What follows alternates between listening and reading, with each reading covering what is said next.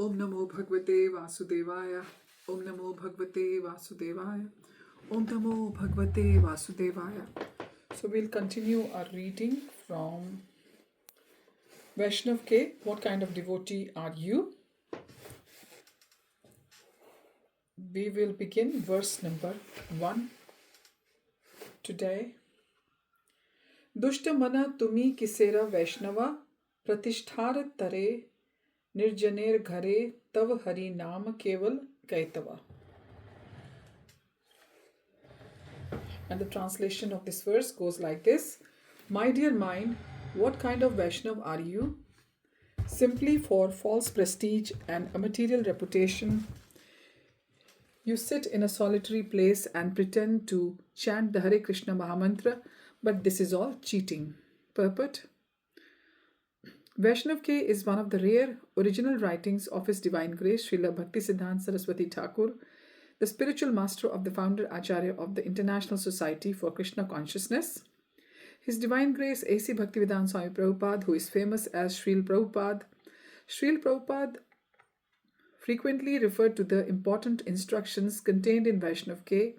In his writings, conversations, and lectures, he instructed those who aspire to advance along the path of devotional service to train their minds to guard against the danger of desiring not to remain within the association of devotees. In the following purport from the Srimad Bhagavatam, Canto 4, Chapter 28, verse 33, Srila Prabhupada quotes from this verse of Vaisnava Ke to warn us against the mental deviations of hypocrisy and illusion which can lead one to fall down from pure devotional seva. When disciples are grown up and are able to preach, the spiritual master should retire and sit down in a solitary place to write and execute Nirjan Bhajan.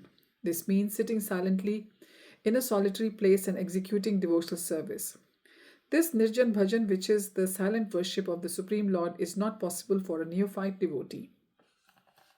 Srila Bhakti Siddhanta Thakur never advised a neophyte devotee to go to a solitary place to engage in devotional service. Indeed, he has written a song in this connection. Dushtamana tumi kisera Vaishnava pratisthar tare nirjanera ghare tav hari naam kevala kaitava. My dear mind, what kind of devotee are you? Simply for cheap adoration, you sit in a solitary place and pretend to chant the Hare Krishna Mahamantra, but this is all cheating. Thus, Bhakti Siddhanta Saraswati Thakur advocated that every devotee under the guidance of an expert spiritual master preach the Bhakti cult, Krishna consciousness all over the world. Srimad Bhagavatam 4.2.33. Srila Bhakti Siddhanta Saraswati Thakur is a great self-realized soul whose mind is eternally on the transcendental platform. He is taking the part of a conditioned soul, addressing his mind actually for instructing us how to train our minds, because as conditioned souls we have dushtamana or uncontrolled minds. The purpose of the yoga process is to control the mind. For one aspiring for self-realization, the controlled mind is the best friend and the uncontrolled mind is the worst enemy.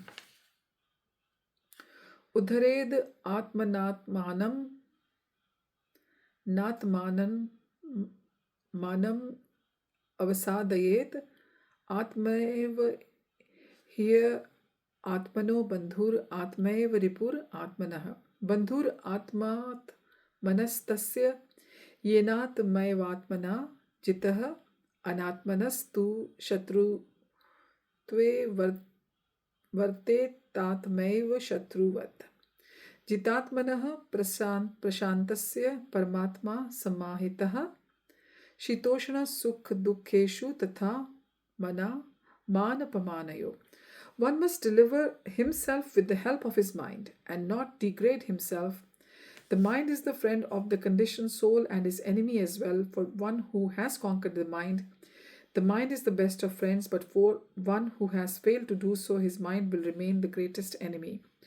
For he who has conquered the mind, the supersoul is already reached, for he has attained tranquility.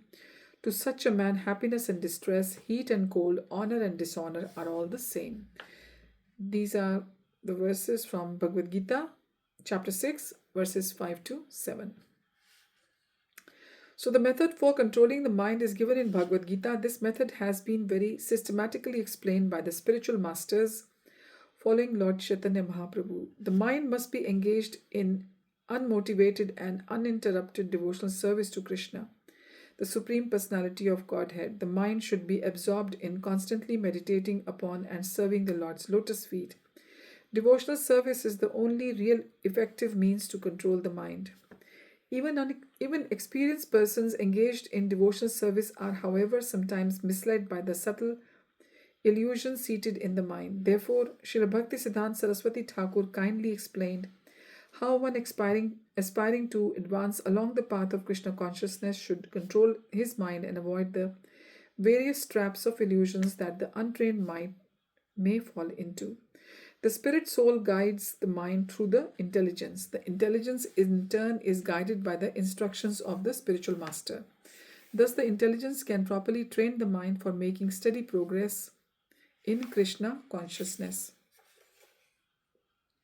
The mind must be made aware of the strict standards of pure devotional service. The Bhakti Yogi, aspiring to advance in Krishna consciousness, must always survey his mind to ensure that it does not stray off to some dangerous place away from the path of Krishna consciousness. This constant care is essential, as spiritual life is as sharp as a razor's edge. Even a slight deviation due to the carelessness can place us in the gravest danger. Srila Bhakti Siddhanta Saraswati Thakur asks his mind, "What kind of Vaishnava are you? Are you a devotee at all?" Why does he ask this question? It is for our benefit to teach us how to purify the mind, to locate the impurities in the mind, and to eradicate them. This is the secret of how to win the eternal service of Lord Krishna. We cannot win Krishna simply by offering him gifts, for everything belongs to him. Krishna cannot be won even by performing a great service, for all energy and ability stems from him alone. All we can offer him in all our activities is our pure devotional mentality. The Lord is known as Bhavagrahi Janardana, or the Lord who accepts the devotional attitude of his devotee. One must remain constantly engaged in devotional service, but the mentality in which one is serving, not the mere activity, is the deciding factor. For example, a surgeon while operating may cut someone open with his surgical knife. A criminal too, while robbing, may stab his victim and cut him open with his knife. But their mentalities are completely different. The surgeon is trying to save the life of his patient and is paid handsomely for his work, whereas the criminal is severely punished for his crime. Both have cut flesh with their knives, but their work is evaluated in terms of the mentality in which it was performed. The same principle applies in devotional service. Two devotees may perform a similar service for the spiritual master in Krishna, but achieve different ends by rendering their respective services. Pure devotional service can be defined as a performance of favorable service to Krishna, free from the desires for sense gratification and accumulation of knowledge. Therefore, our mind must be constantly checked for deviations, and when we find that our minds have deviated, we must take steps to purify. Through the process, we can progress very quickly. Lord Sri Chaitanya taught Srila Rupa Goswami that a devotee must water the creeper of devotional service through the process of hearing and chanting the Hare Krishna Mahamantra. The Lord also instructed that a devotee must remove all weeds in the form of unwanted habits and mentalities which are disturbing to the growth of the devotional creeper.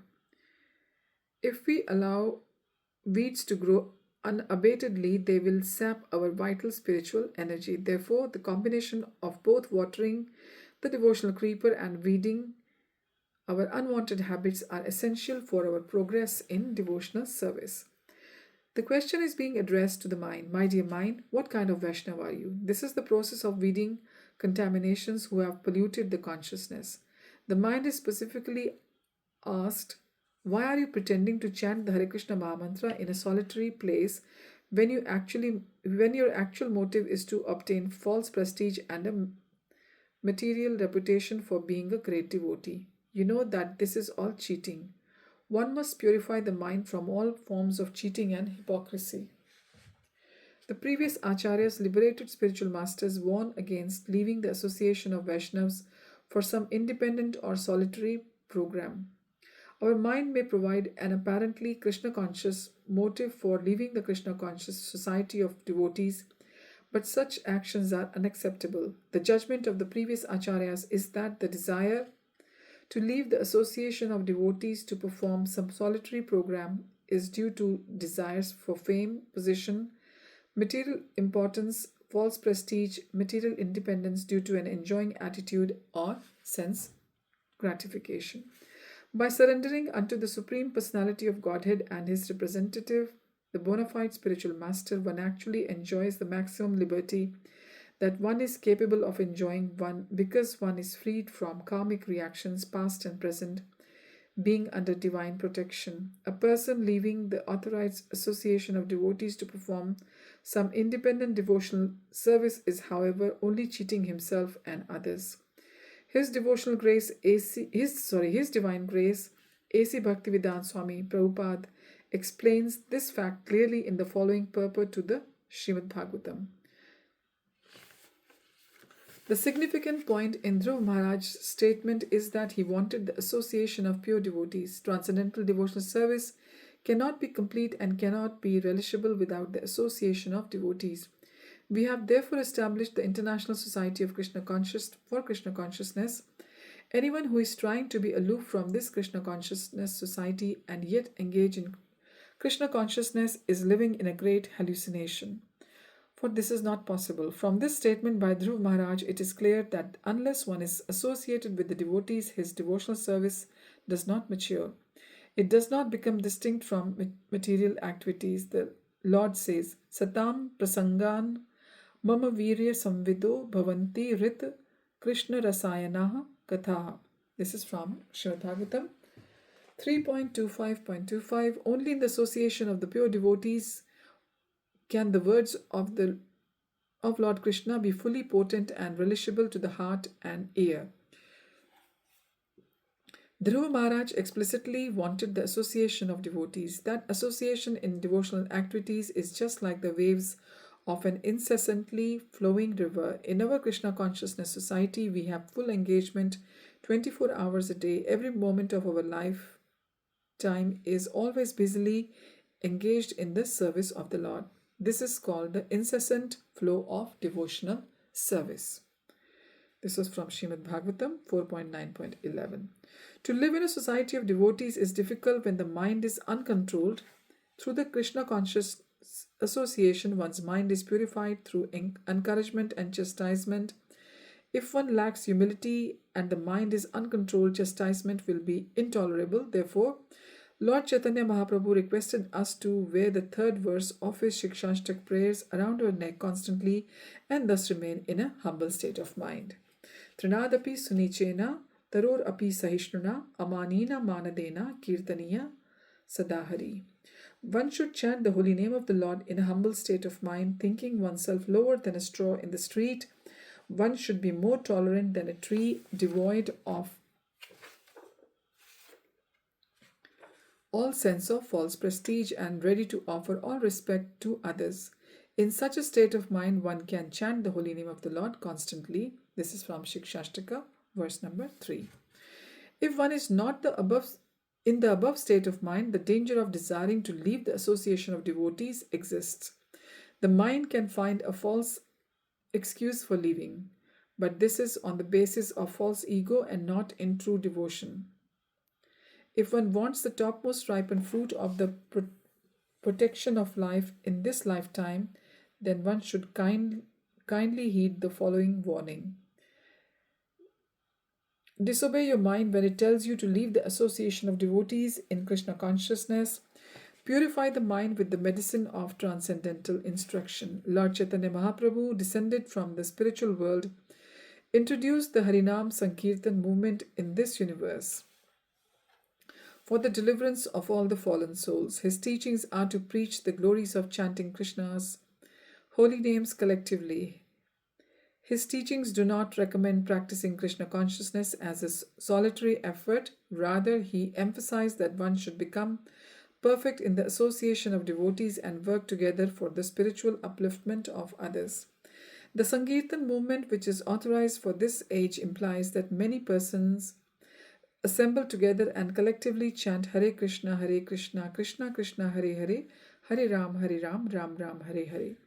The preaching of the glories of the holy name is to be done cooperatively along with other devotees of the Lord as well. In the Chaitanya Charitamrita, Lord Chaitanya calls everyone to his side by saying, Ekal malakar ami kaha kaha yaba, ekla va keta phala pariya vilaba. Ekla uthana dite haya parishrama, keha paya keha na paya, rahe mane brahma. अतएव आमी आजना दिलून सबाकारे यहाँ तहाँ प्रेम फल देह यारे तारे.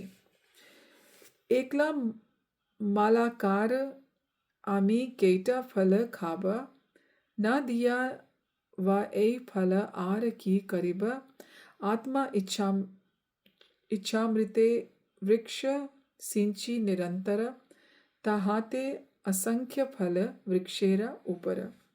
अतएव सब फल देह यारे तारे, खाइया हा उक लोक अचर amare. I am the only gardener. How many places can I go? How many fruits can I pick and distribute? It would certainly be a very laborious task to pick the fruits and distribute them alone. And still I suspect that some would receive them and others would not. Therefore I order every man within this universe to accept this Krishna consciousness movement and distribute it everywhere. I am the only gardener. If I do not distribute these fruits, then what shall I do with them? How many fruits can I alone eat? By the transcendental desire of the Supreme Personality of Godhead, water has been sprinkled all over the tree, and thus there are innumerable fruits of love of Godhead. Distribute this Krishna consciousness movement all over the world. Let people eat these fruits and ultimately become free from old age and death. This is from Chaitanya Charitamrita Adi Leela, chapter 9, verses 34 to 39. Lord Chaitanya Mahaprabhu's purpose was to teach by his own example how to practice Krishna consciousness. Although he is the full incarnation of Lord Krishna in the form of a devotee and is personally capable of single-handedly delivering all the unlimited millions of universes, he humbly requested everyone to join him in distributing the divine fruits for Krishna. What higher proof is there that there is no other alternative for achieving perfection in Krishna consciousness other than practicing devotional service in the association of devotees and preaching the glories of Krishna's holy names? This is the declared purpose for which His Divine Grace A.C. Bhaktivedanta Swami Prabhupada founded the International Society for Krishna Consciousness. A devotee sees all the living entities with spiritual vision and does not discriminate on the platform of the bodily concept of life. Such qualities develop only in the association of devotees. Without the association of devotees, one cannot advance in Krishna consciousness. Therefore, we have established in the International Society for Krishna Consciousness. Factually, whoever lives in the society automatically develops Krishna consciousness. Devotees are dear to the Supreme Personality of Godhead, and the Supreme Personality of Godhead is only dear to devotees. On this platform, only one make progress in Krishna consciousness. This is from Srimad Bhagavatam 4.12.37 purport. The conclusion is that a devotee should not allow the mind to cheat him of the priceless jewel of Krishna consciousness by inducing him to leave the association of Krishna Consciousness Society for any reason. A materially contaminated mind will persistently attempt to convince, don't stay within the society of devotees, come outside. Everyone will be better. One must always be on guard against this Maya's subtle trick of trying to rob the priceless Krishna consciousness from an unsuspecting victim. Preaching Krishna consciousness is the ultimate shelter for the followers of Lord Chaitanya Mahaprabhu. Preaching Krishna consciousness is not different from Lord Chaitanya Mahaprabhu. It is an extension of his own transcendental pastimes. Those who have deviated from the path of Lord Chaitanya Mahaprabhu and yet want to deceive themselves and others that they are still in fact true followers of Lord Chaitanya Mahaprabhu or otherwise genuinely on the bona fide spiritual path create distorted philosophies and unauthorized systems to substantiate their false claims. Bewildered by their materialistic minds and false egos, they criticize the real followers of Lord Chaitanya and the authorized process of Krishna consciousness. The first verse of "What kind of devotee are you?" is stronger than a nuclear blast at reducing these misconceptions to ashes.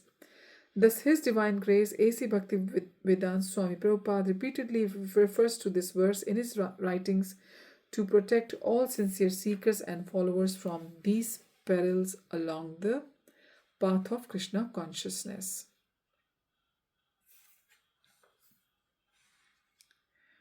One such quotation from the Srimad Bhagavatam purports wherein readers are warned against the fatal dangers of leaving the association of devotees and becoming critical of those preaching in Lord Chaitanya's Sankirtan movement is as follows.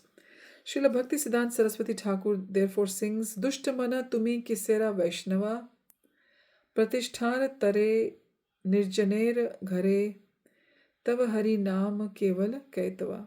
O my dear mind, what kind of Vaishnava are you? Simply for false prestige and material reputation, you are chanting the Hare Krishna Mahamantra in a solitary place. In this way, people who do not preach are criticized.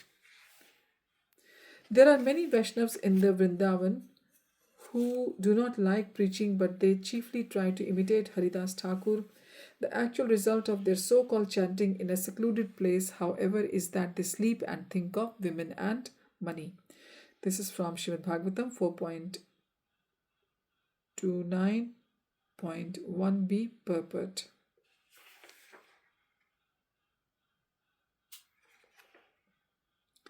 There is only one place where the mind of all people of all parts of the world can meet, and that is at the lotus feet of Sri Krishna Chaitanya Mahaprabhu, the Supreme Personality of Godhead, and his authorized representatives. Any other material meeting place is a veritable pilgrimage place for crows. The minds of Paramhamsas or pure devotees of the Lord meet at the lotus feet of Lord Chaitanya Mahaprabhu. The purified transcendentalists who accept the Lord's mission as their topmost goal of life are always taking shelter of Lord Chaitanya Mahaprabhu, like swans playing amongst the lotus flowers in clear nectarine waters. There the mind is ever at peace, bathing in the unending flow of transcendental ecstasies.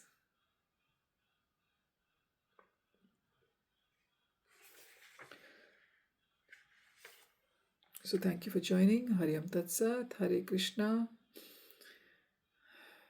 We will continue from verse 2 of the book Vaisnava Ke next time. Gaura Premanande, Hari Hari Bo.